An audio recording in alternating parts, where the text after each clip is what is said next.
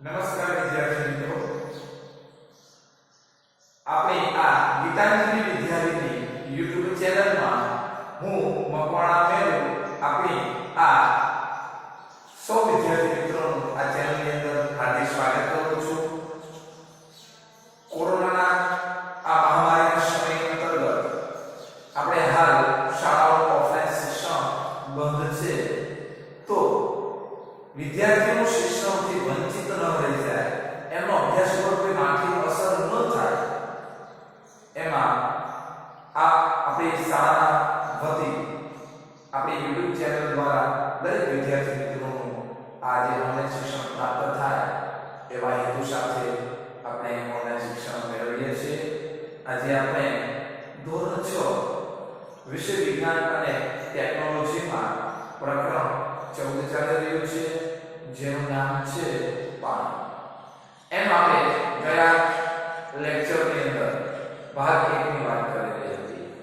આજે આપણે ભાગ 2 ની ચર્ચા કરવાના છીએ, ભાગ 2 ની અંદર વાત કરવાના છીએ.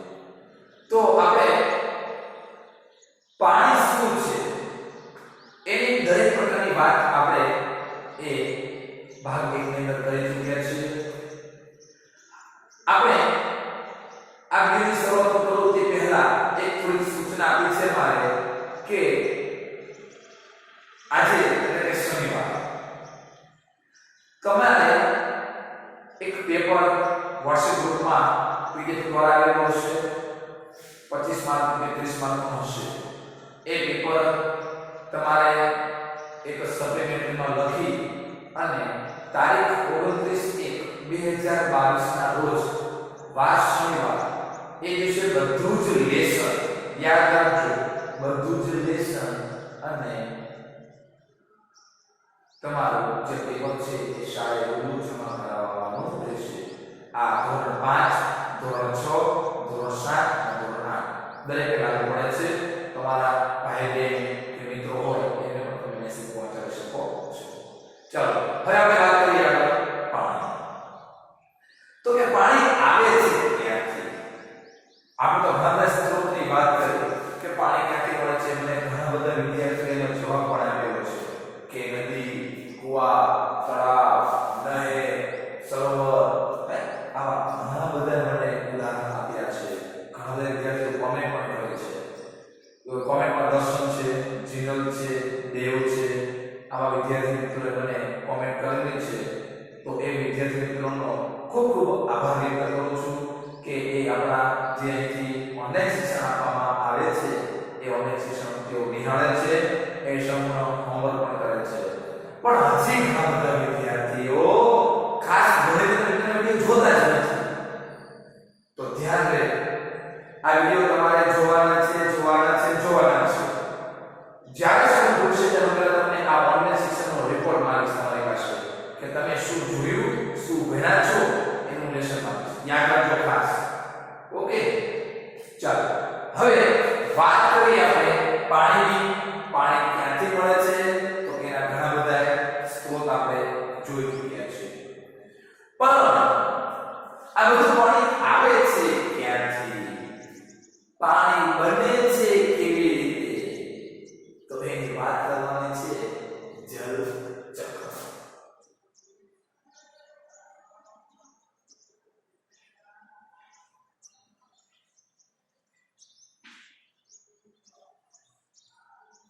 લગભગ આવો છે તો જવાની છૂટ છે, પણ સાવચેતી રાખજો. આપણું સ્વાસ્થ્ય ન બગડે એવું તમે ધ્યાન રાખજો. સાથે સાથે ઓનલાઈન શિક્ષણ પણ મેળવવાનું છે. ચાલો વાત કરીએ જળ ચક્ર, અથવા એને જળ ચક્ર પણ કહેતા હોય છે. વોટર સાયકલ, વોટર સાયકલ એટલે બાઇસાયકલ, વોટર સાયકલ, વોટર એટલે જળ, સાયકલ એટલે ચક્ર. ઓકે, તો કે આ જળ ચક્ર છે કેમ છે, શું છે, કેવી રીતે પાણી આવે છે વરસાદ સ્વરૂપે, એની વાત કરશું.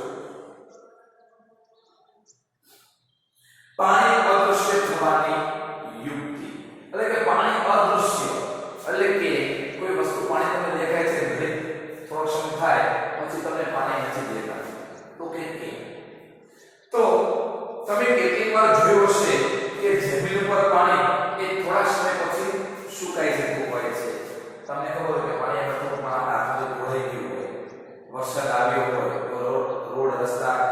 ભીના થઈ ગયા હોય છે, પણ અમુક સમય પછી, થોડા સમય પછી એ જ રસ્તા આપણા કપડાં પાણી ભરાઈ ગયું હોય અથવા આપણા કપડાં ધોયેલા હોય એટલે ભીના હોય તો ઘડી પછી સુકાઈ જાય છે. તો પાણી ગયું ક્યાં?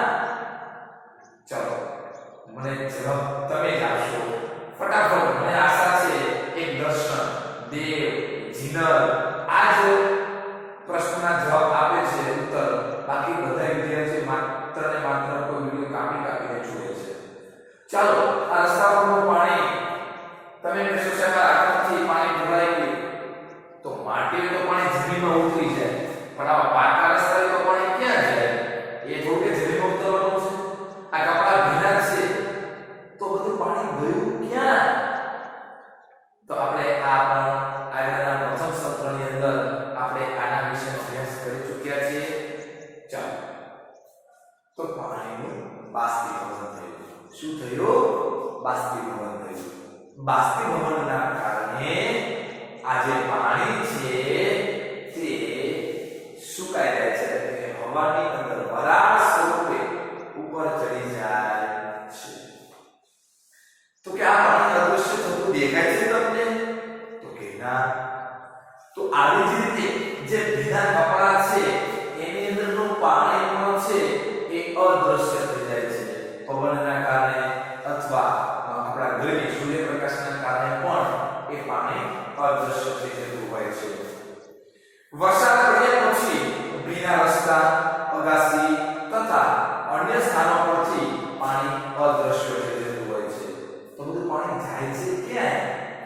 તો મેં તમને સમજાવ્યું કે તેનું બાષ્પીભવન થઈ જાય છે, અને જે બાષ્પીભવન પાણી ગરમ થાય અને ગરમ થવાને કારણે વરાળ સ્વરૂપે પાણી બધું જ ઉપર પર્યાવરણમાં જતું રહે છે. આપણે આવો પ્રકરણ 5 ની અંદર પણ પ્રવૃત્તિ કરી ચૂક્યા છીએ કે જેમાં પાણીને ગરમ કર્યું અને એમાં મીઠું હતું, યાદ છે? અને પાણી ગરમ બની ગયું હતું અને મીઠું ત્યાં ને ત્યાં પાત્રમાં જ રહી ગયું હતું. તો આ પ્રવૃત્તિ આપણને ખ્યાલ આવે છે કે જે પાણી છે એ ગરમ થવાથી તેનું વરાળમાં રૂપાંતર થાય છે. શેમાં રૂપાંતર થાય છે? વરાળમાં રૂપાંતર થાય છે. અને રૂપાંતર થવાની જે ક્રિયા છે એના કારણે વરાળ છે ધીમે ધીમે ઉપર પરિવર્તન થતું હોય છે. તો પાણી ગરમ થવાથી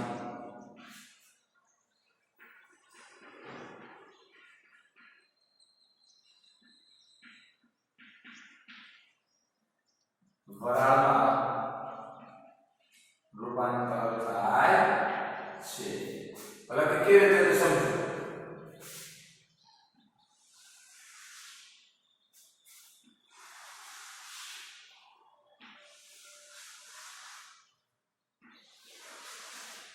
આ પાણી છે. શું છે? પાણી છે. એ પાણી ચાહે કોઈ નદી હોય, સરોવર હોય, કેનાલ હોય, સમુદ્ર હોય કે મોટા મોટા મહાસાગર હોય, તો આ જે પાણી છે, પાણીનો જે જથ્થો છે તેની ઉપર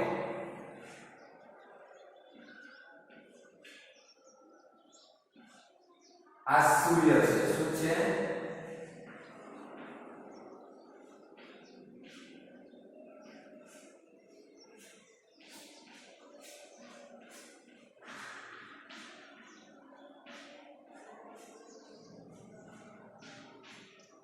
આ સૂર્ય છે અને આ જે સૂર્યના જે કિરણો છે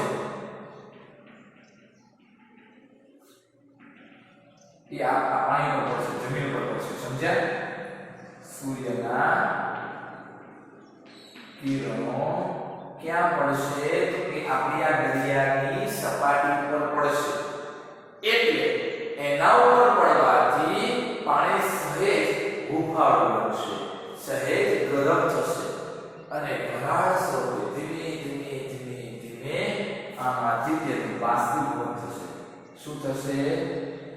બાષ્પીભવન થશે. એટલે કે આ જે પાણી છે એ વરાળ સ્વરૂપે કેવા સ્વરૂપે?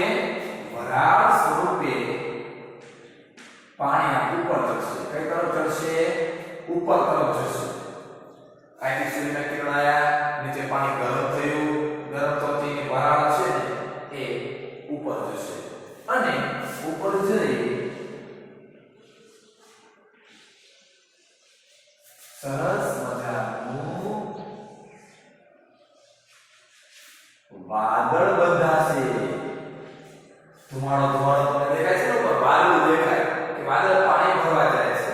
વાદળ ક્યાંય પાણી ભરવા નથી જતું, એ પોતે જ એક પાણીની બાષ્પ એટલે કે વરાળ છે અને આપણે સફેદ સફેદ કલરનો ધુમાડા જેવું દેખાય છે, ધુમ્મસ જેવું દેખાય છે આકાશમાં. એ શું છે? વાદળ છે. એ પાણીની વરાળ છે. તો એ વરાળ એક સાથે ઘણી બધી ભેગી થાય અને એનું શું થશે? તો અહીંયા ઘનીભવન થાય. અહીંથી બાષ્પીભવન થયું. કઈ ક્રિયા થઈ? પાણીનું બાષ્પીભવન થયું અને અહીંયા એનું ઘનીભવન થશે. એટલે કે આ જે વરાળ છે ઠંડી પડે. કેવી પડે? ઠંડી પડશે. ઠંડી પડે એટલે જે આ વરાળ છે એ પાણીના નાના નાના ટીપા સ્વરૂપે જોવા મળશે અને આપણને પછી તે વરસાદ સ્વરૂપે, કયા સ્વરૂપે? વરસાદ સ્વરૂપે પાછું પાણી નીચે આવી જતું હોય છે. એટલે આખું એક આ જલચક્ર.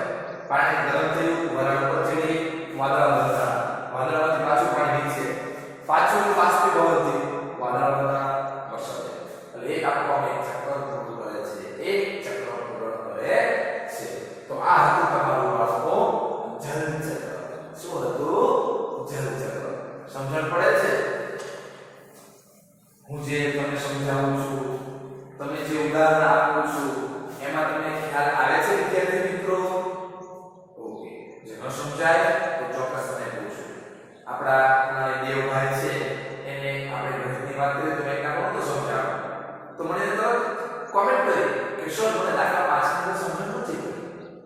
તો કોઈ વાંધો નહીં, મેં એને માટે મને જવાબ દીધો છે. તો એ રીતે તમને પણ કદાચ વિજ્ઞાન કોઈ તો મેથેમેટિક્સ ની અંદર ખ્યાલ ન આવે તો હજુ મને પ્રશ્ન પૂછજો. ચાલો આપણે બાળકો આગળ પ્રવૃત્તિ 2 ની વાત કરીએ. 2 એક સરખી થાળીનો હવે આપણે પ્રવૃત્તિ કરવાની છે. સરસ મજાની પ્રવૃત્તિ છે. એક થાળીને સૂર્યપ્રકાશના તાપમાં મૂકો અને એક થાળી એવી જગ્યાએ મૂકો કે જ્યાં સૂર્યપ્રકાશ પડતો હોય અને એક થાળી છાયામાં રાખો એટલે કે વૃક્ષનો છાયો પડતો હોય અથવા આપણા ઘરની અંદર છાયા હોય ત્યાં એને રાખો. હવે આ બંને પ્લેટોમાં સરખી માત્રામાં પાણી ભરી દો એટલે કે 2 થાળીની અંદર પ્લેટ એની અંદર તમે પાણી ભરી દો અને સરખું છે, જુદું જુદું નહીં, બેમાં સરખું ભરવાનું. અને પાણીને માપવા માટે તમે કોઈ બોટલના ઢાંકણાનો પણ ઉપયોગ કરી શકો છો. અને આપણે એ પાણી ભરતી વખતે ધ્યાન રાખવાનું છે કે પ્લેટમાંથી પાણી બહાર છલકાઈ જવું જોઈએ નહીં. એ પાણીની અંદર રહેવું જોઈએ, પ્લેટની અંદર. સમજી લો કે મેં એમાં અડધો ગ્લાસ પાણી નાખ્યું તો એમાં અડધો ગ્લાસ જ નાખો. સમજી લો કે મેં નાની બોટલ પાણી નાખ્યું તો એટલું જ પાણી પીવું જોઈએ, વધારે પાણી કે ઓછું પાણી લેવાનું નથી. અને એ સૂર્યપ્રકાશના તડકાની અંદર તમે એ પાણીને કહી તમે રાખો 15-20 મિનિટ સુધી રાખો અને ત્યારબાદ તમે તેનું અવલોકન કરો. જુઓ કે પાણીની સપાટીની અંદર કંઈ ફેરફાર થયો? શું પાણી એટલું જ છે? તો એમાં તમને ચોક્કસ ખ્યાલ આવશે વિદ્યાર્થી મિત્રો કે પાણી છે ને એના તમને જે પાણી લીધું એના માપમાં થોડો ફેરફાર દેખાશે, થોડો ફેરફાર જણાશે. તો જે તમે એક થાળી પ્લેટ લીધી હતી અને તમે એને સૂર્યપ્રકાશમાં રાખી હતી તો એનું પાણી છે એ થોડું વધારે ઓછું થઈ જશે. અને જ્યારે જે બીજી પ્લેટ છે જેને તમે છાયામાં રાખી છે તેમાં પાણી ઓછું થશે જ. યાદ રાખજો, ઓછું થશે જ, પણ જે ઓલી તડકામાં રાખી હતી એના કરતા ઓછું. કેમ આવું થયું? કેમ બંનેમાં થોડું પાણી તો બંનેમાં સરખું લીધું છે, એક તડકામાં છે ને છાયામાં છે તો પાણી કે ત્યાં બાષ્પીભવન થયું તો તડકામાં રાખવાને કારણે એ પાણીનું બાષ્પીભવન વધારે થયું અને તેની વરાળ વધારે થઈ અને જે છાયામાં તમે પ્લેટ રાખેલી હતી તેનું બાષ્પીભવન ઓછું થયું. કેમ ઓછું થયું? એનું કારણ એ છે કે અહીંયા સૂર્યપ્રકાશના જે કિરણો છે એ ઓછા પડતા હતા. પણ એનો મતલબ એ છે છાયામાં કદાચ ન પડે છતાં બાષ્પીભવન કેમ થયું હોય? કેમ કે આપણા પૃથ્વી ઉપર જે કિરણો પડે છે એના કારણે આપણી જે હવા છે હવા એ સહેજ ગરમ થાય છે અને એના કારણે હવા આવવાના કારણે પાણીનું બાષ્પીભવન થાય છે. શું થાય છે? બાષ્પીભવન થતું હોય છે. તો એ પ્રવૃત્તિ છે બાળકો જેની મેં તમને અહીંયા ચર્ચા કરી.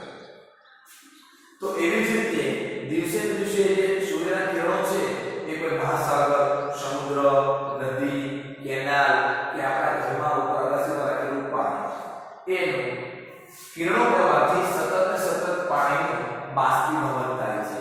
શું થાય છે? બાષ્પીભવન થાય છે. એના કારણે વરાળ સ્વરૂપે પાણી છે તે ઉપર ચડી જતું હોય છે. હવે આપણે જે પ્રવૃત્તિ વાત કરી એની પણ આપણે ચર્ચા કરી. તો આવું વનસ્પતિમાં પણ પાણીને ગુમાવવું પડે છે. એટલે વનસ્પતિ લીલી લીલા જે છોડ છે એની અંદર પણ આપણને આ પ્રક્રિયા જોવા મળે છે.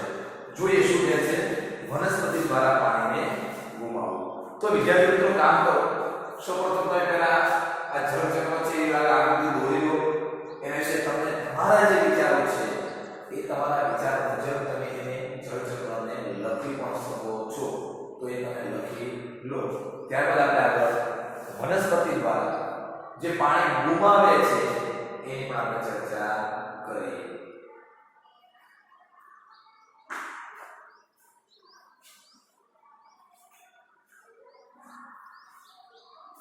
ચાલો આગળ વાત કરીએ આપણે વનસ્પતિ દ્વારા પાણીને ગુમાવવું.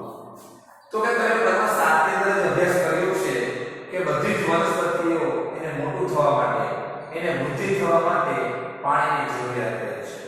તમારે પણ પોતાનું જીવન જરૂરી છે. જીવન જીવવું હોય તો પાણીની જરૂર પડે કે ન પડે? ચોક્કસ અવશ્ય પડે. તો એવી રીતે જે લીલી લીલી વનસ્પતિ છે એમને પણ પોતાનું જીવન ટકાવી રાખવા માટે પાણીની જરૂરિયાત રહે છે. તો કે પાણી પીએ છે ક્યાંથી? તો કે મૂળમાંથી. મૂળનું શોષણ કરી અને વનસ્પતિના દરેક ભાગની અંદર પાણી પહોંચાડી દે છે. વનસ્પતિઓ આ પાણીની કેટલીક માત્રાનો ઉપયોગ તેના ખોરાક તરીકે પણ કરે છે. ખોરાક બનાવવા માટે આપણા ઘરે પાણી આવતું હોય કુંડીની અંદર તો આપણે બધું પાણી પી જઈએ છીએ? ના, પાણીનો અલગ અલગ જગ્યાએ ઉપયોગ કરતા હોઈએ છીએ.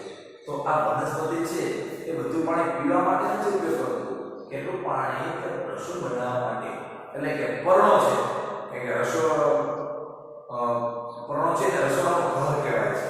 કેમ કે વનસ્પતિનો જે બધો જ ખોરાક છે ને એ પર્ણોમાં બનતો હોય છે એટલા માટે. અને એ પાણીનો જે બચેલો ભાગ છે એટલે અમુક પાણી એ પોતાનો ઉપયોગ કરે છે, અમુક પાણી છે ને એ રસોઈ માટે ઉપયોગ કરે છે. છતાં પણ પાણી વધે છે. તો જે પાણી વધે છે ને એને બાષ્પોત્સર્જન એટલે કાને સમજી ચૂકી પાડું છું બાળકો. બાષ્પોત્સર્જન એટલે કે બાષ્પ વત્તા ઉત્સર્જન એટલે કે વરાળ સ્વરૂપે એ વનસ્પતિમાંથી બહાર નીકળી જાય છે.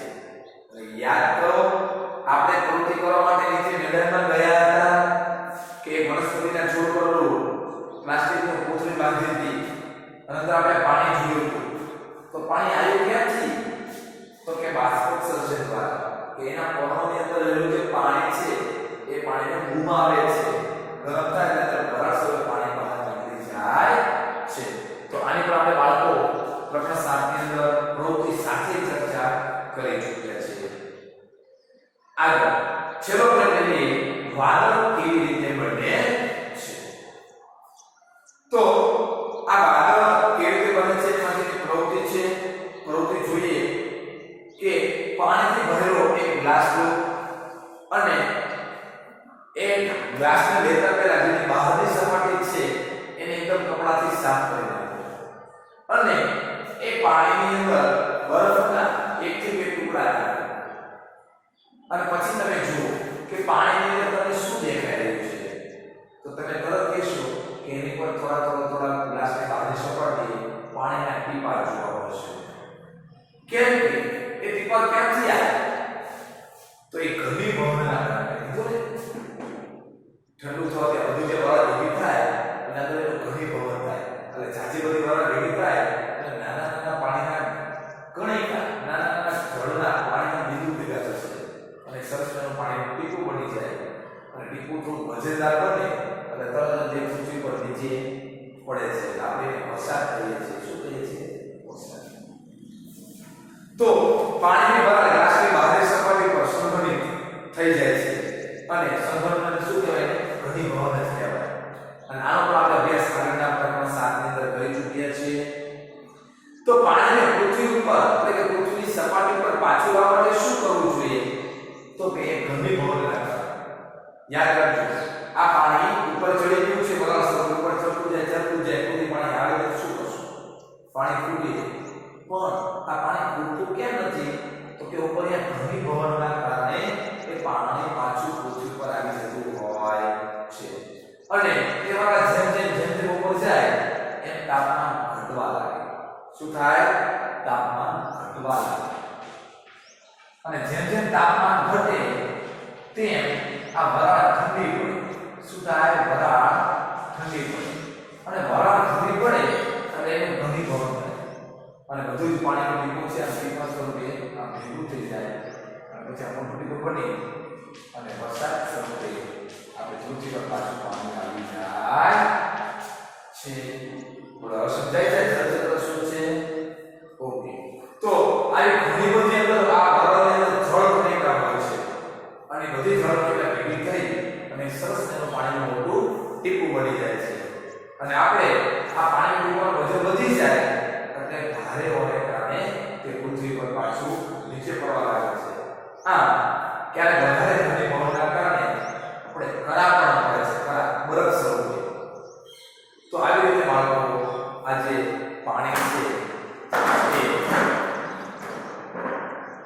પૃથ્વીની જે સપાટી છે ત્યાંથી ઉપર પણ જાય છે અને ત્યાંથી નીચે પણ આવી જાય છે એટલે શું કહેવાય જળ ચક્ર કહેવાય શું કહેવાય જળ ચક્ર કહેવાય તો બાળકો આજે આપણે જળ ચક્રની વાત કરી તમને વિડિયો કેવો લાગ્યો જો તમને વિડિયો ગમ્યો હોય તો તમે તેને લાઈક કરો કોમેન્ટ કરવાનું ભૂલશો નહીં વિડિયો પૂરેપૂરો જોવા બદલ આભાર રાખજો ઓકે તો બસ આજે